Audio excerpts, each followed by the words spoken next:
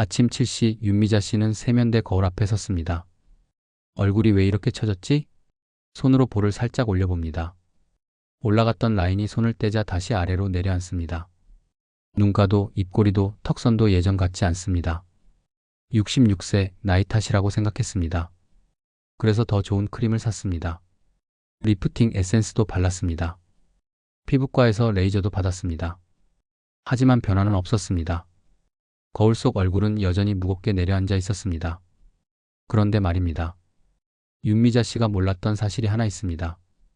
피부가 늙는 게 아니었습니다. 그 밑에 근육이 내려앉은 겁니다. 정확히 말하면 근육을 감싸고 있는 근막이 약해진 거죠.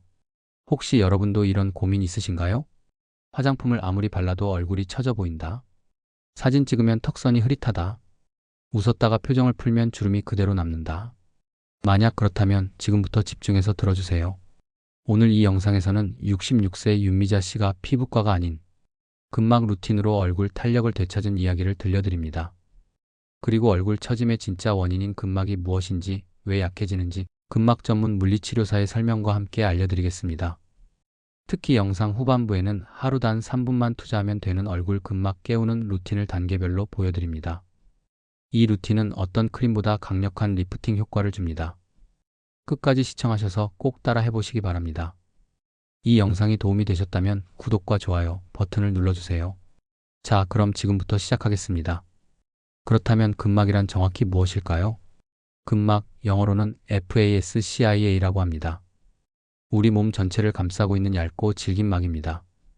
근육 하나하나를 감싸고 뼈와 연결하고 피부 밑에서 모든 조직을 하나로 묶어주는 역할을 합니다. 쉽게 말하면 우리 몸속의 전신 타이즈라고 생각하시면 됩니다. 이 근막은 온몸 어디에나 있습니다. 등에도 다리에도 팔에도 있죠. 그리고 당연히 얼굴에도 있습니다. 얼굴 근막은 특별합니다. 왜냐하면 얼굴 근육은 다른 부위와 다르게 피부에 직접 붙어 있기 때문입니다. 팔이나 다리 근육은 뼈와 뼈 사이에 연결되어 있지만 얼굴 근육은 한쪽 끝이 피부에 바로 연결됩니다. 그래서 얼굴 근육이 움직이면 피부도 함께 움직입니다. 우리가 웃을 수 있고 찡그릴 수 있고 놀란 표정을 지을 수 있는 이유가 바로 이 때문입니다. 그런데 이 연결을 가능하게 하는 게 바로 근막입니다. 근막이 튼튼하면 근육이 피부를 팽팽하게 잡아당깁니다. 그러면 얼굴선이 또렷하고 피부가 탱탱해 보입니다. 마치 텐트 천을 팽팽하게 잡아당기는 줄처럼요. 하지만 근막이 약해지면 어떻게 될까요? 텐트 줄이 느슨해진 것과 같습니다. 천은 그대로인데 밑에서 받쳐주는 힘이 사라진 겁니다. 그러면 천은 축 처지고 주름이 생기고 형태가 무너집니다. 바로 이게 얼굴이 처지는 진짜 이유입니다. 피부가 늙은 게 아닙니다. 피부 밑에 근막이 탄력을 잃은 겁니다. 그래서 아무리 좋은 크림을 발라도 아무리 비싼 에센스를 써도 효과가 제한적인 겁니다. 텐트 천만 좋은 걸로 바꾼다고 해서 텐트가 팽팽해지지 않는 것처럼요. 윤미자 씨도 마찬가지였습니다. 근막을 모르던 시절 화장품만 믿었습니다. 하지만 변화가 없었죠. 그런데 근막 루틴을 시작하면서 비로소 얼굴에 변화가 생기기 시작했습니다. 윤미자 씨의 이야기로 돌아가 보겠습니다. 2024년 초 윤미자 씨는 백화점 화장품 매장의 단골이었습니다. 이 제품은 콜라겐 부스팅 효과가 있어요. 이건 리프팅 펩타이드가 들어있습니다. 판매원의 말을 믿고 하나둘 구매했습니다. 한 달에 화장품만 30만 원이 넘게 나갔죠. 아침 저녁으로 성실하게 발랐습니다. 하지만 3개월이 지나도 6개월이 지나도 거울 속 얼굴은 변하지 않았습니다. 나이가 들면 어쩔 수 없나 봐. 포기하려던 순간 동네 복지관에서 만난 친구가 말했습니다. 언니, 나 요즘 얼굴 운동하는데 진짜 효과 있더라. 근막 마사지 같은 거. 반신반의하며 검색했습니다. 그리고 근처 물리치료센터를 찾아갔습니다. 거기서 만난 사람이 정하준 물리치료사였습니다. 정하준 선생님은 윤미자 씨의 얼굴을 보자마자 이렇게 말했습니다. 피부는 건강하세요. 문제는 근육이에요. 특히 볼 근육과 턱 근육을 감싸고 있는 근막이 많이 약해져 있습니다. 그날부터 윤미자 씨는 매일 아침 3분, 저녁 3분씩 얼굴 근막 루틴을 시작했습니다. 처음 일주일은 큰 변화가 없었습니다. 하지만 2주가 지나자 거울을 볼 때마다 뭔가 달라진 느낌이 들었습니다. 얼굴이 가벼워진 것 같았습니다. 3주차 딸이 먼저 알아챘습니다. 엄마, 얼굴 뭐 했어? 좀 올라간 것 같은데? 한 달 후 윤미자 씨는 백화점에 갔습니다. 화장품을 사러 간 게 아니라 그냥 쇼핑을 하러 갔죠. 그런데 화장품 매장 판매원이 윤미자 씨를 보더니 이렇게 물었습니다. 고객님, 리프팅 시술 받으셨어요? 얼굴선이 확 올라가셨는데요? 윤미자 씨는 웃으며 대답했습니다. 아니요, 그냥 집에서 운동 좀 했어요. 지금 윤미자 씨의 얼굴은 확연히 달라졌습니다.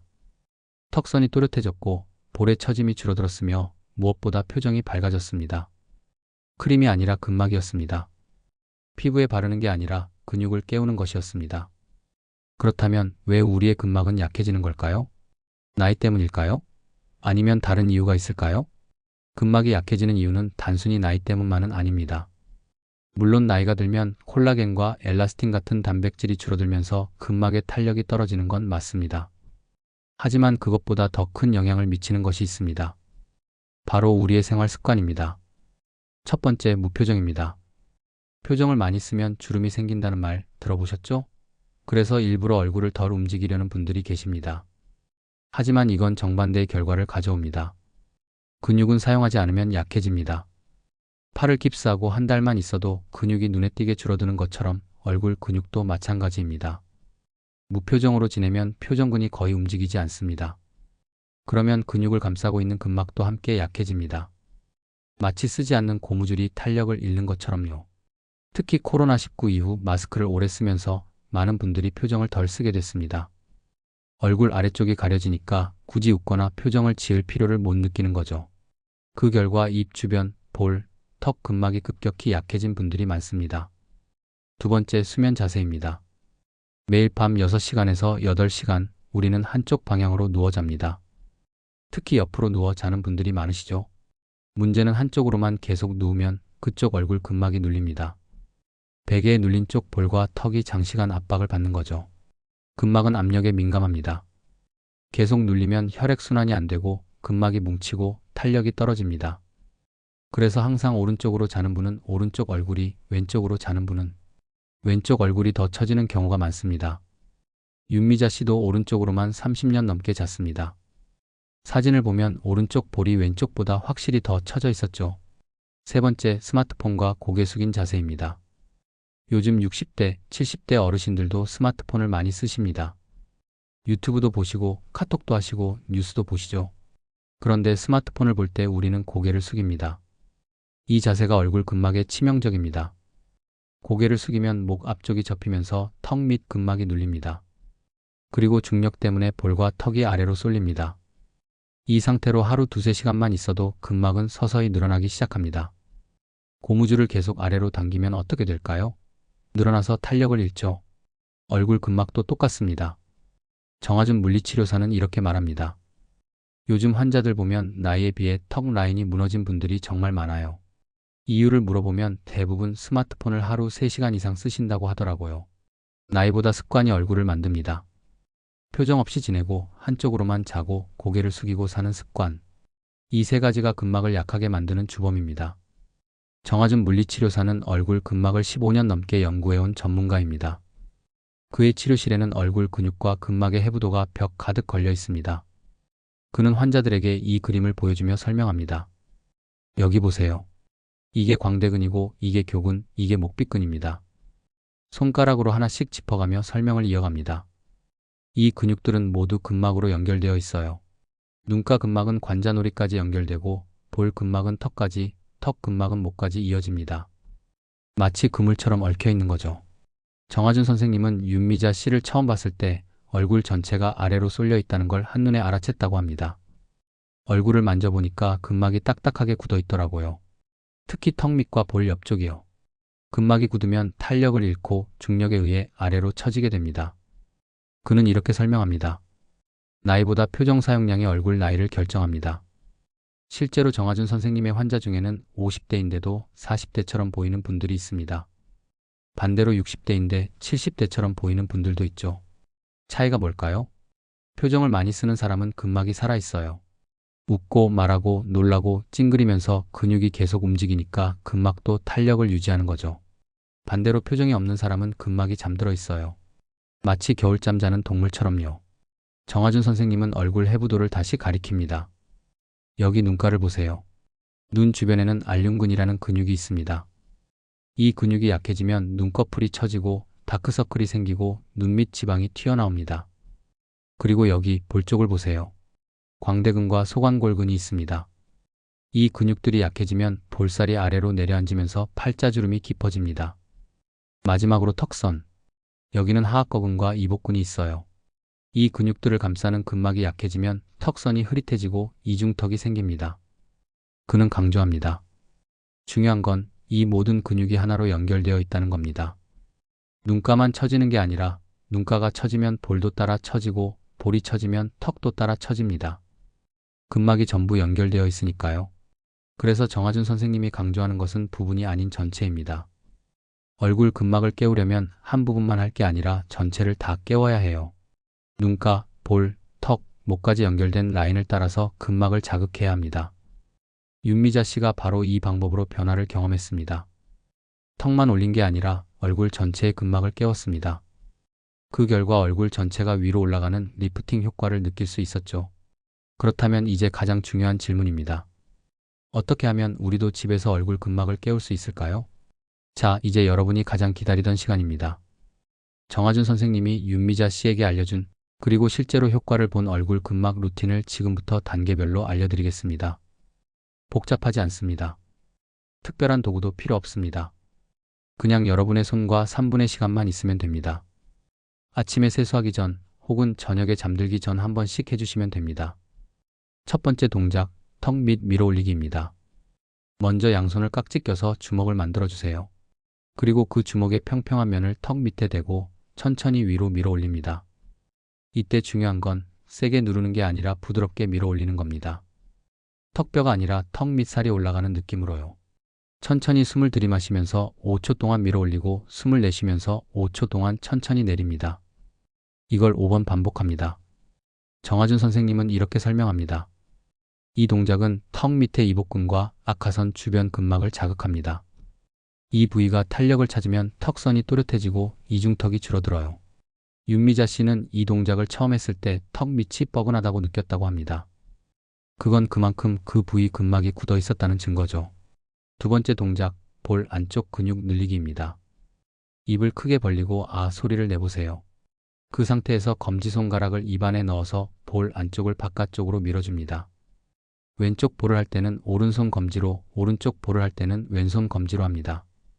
손가락으로 볼 안쪽을 밀면서 반대편 손은 볼 바깥쪽을 살짝 눌러줍니다. 마치 볼을 양쪽에서 잡아당기는 느낌이에요. 이 상태로 천천히 5초 유지하고 힘을 빼고 쉽니다. 양쪽을 각각 5번씩 반복합니다. 이 동작은 광대근과 협근을 자극해요. 볼살이 처지는 걸 막고 팔자주름을 예방하는 데 아주 효과적입니다. 처음에는 좀 어색할 수 있습니다. 하지만 며칠만 하면 익숙해집니다. 윤미자 씨도 처음엔 이상하다고 생각했지만 일주일 후부터는 볼이 탱탱해지는 느낌을 받았다고 합니다. 세 번째 동작, 눈가 광대 리프팅 스트레칭입니다. 이건 가장 중요한 동작입니다. 왜냐하면 얼굴 전체의 근막 라인을 한 번에 자극하기 때문입니다. 먼저 양손 검지와 중지를 눈썹 위에 올려놓습니다. 그리고 살짝 위로 들어 올리면서 고정합니다. 그 상태에서 눈을 천천히 감았다 뜹니다. 5번 반복합니다. 이번엔 손가락을 관자놀이로 옮깁니다. 관자놀이를 살짝 위쪽 뒤쪽으로 당기면서 입을 크게 벌려서 이 소리를 냅니다. 이 상태로 5초 유지하고 5번 반복합니다. 마지막으로 손가락을 광대뼈 위에 올립니다. 광대뼈를 살짝 위로 밀어 올리면서 입꼬리를 활짝 올려서 웃는 표정을 짓습니다.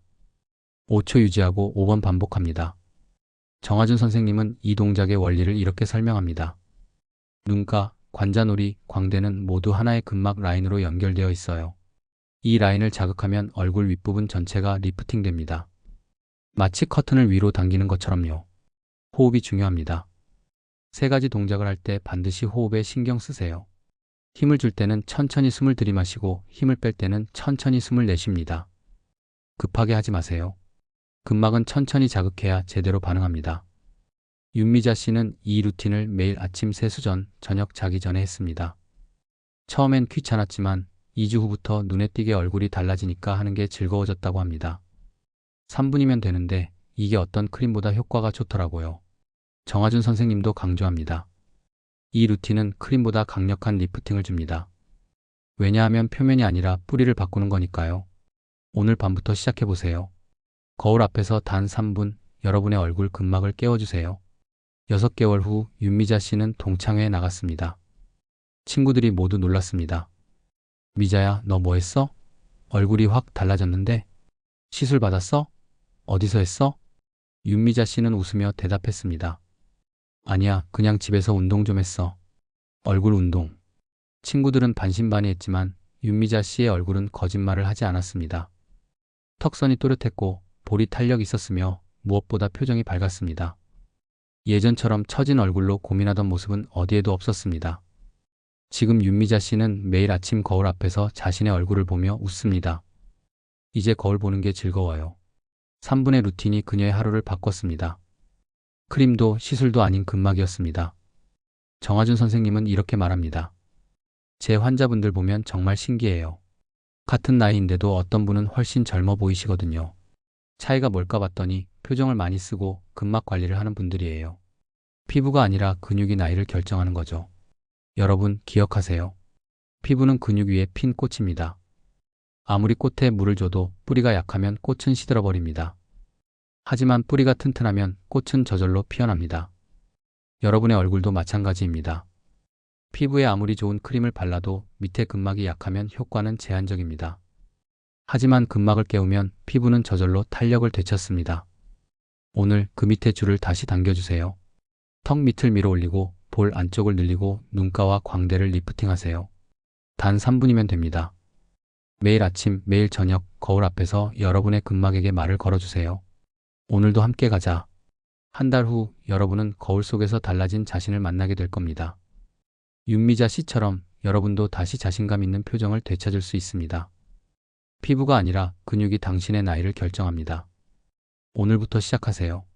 이 영상이 도움이 되셨다면 구독과 좋아요 버튼을 눌러주세요. 그리고 얼굴 처짐으로 고민하는 가족, 친구들에게도 꼭 공유해 주시기 바랍니다. 댓글로 여러분의 경험도 나눠주세요. 오늘부터 시작해 볼게요. 일주일 했더니 변화가 느껴져요. 어떤 이야기든 좋습니다. 여러분의 변화가 다른 분들께 큰 용기가 됩니다. 오늘도 당신의 얼굴이 환하게 빛나기를 바랍니다. 여기까지 시청해 주셔서 감사합니다. 건강하세요.